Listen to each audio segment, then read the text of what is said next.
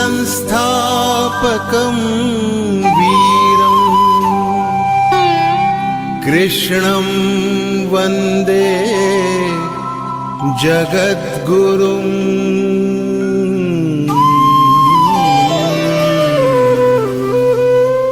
ईश्वर भक्त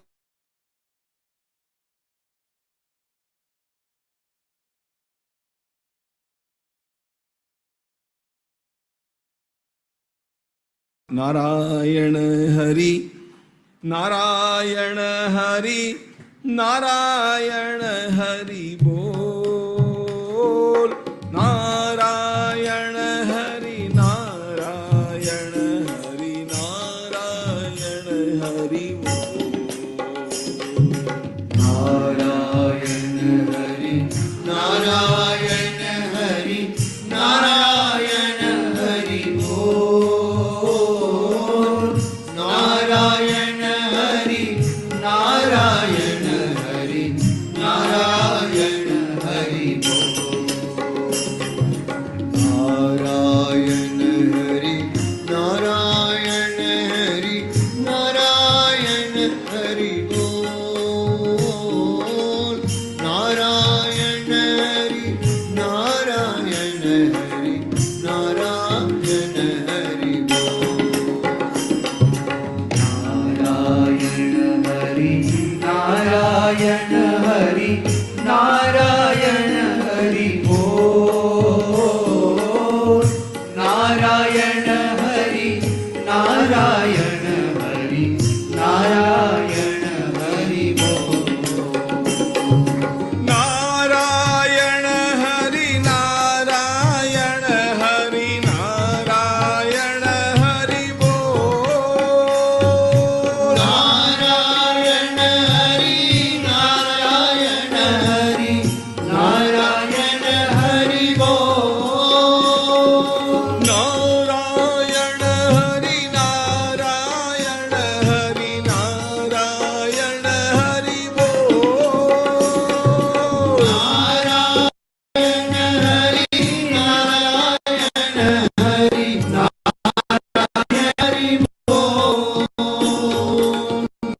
नारायण हरि नारायण हरि नारायण हरि बोल।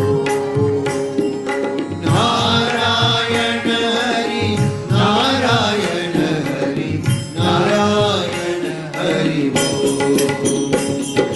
नारायण हरि नारायण हरि बोल।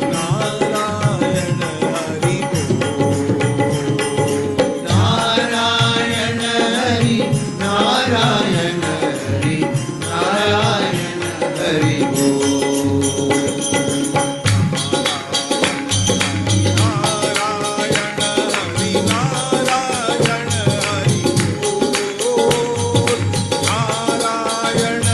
नारायण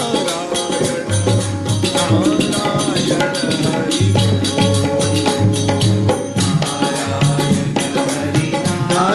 नारायण हरि नारायण नारायण हरि बोल। नारायण हरि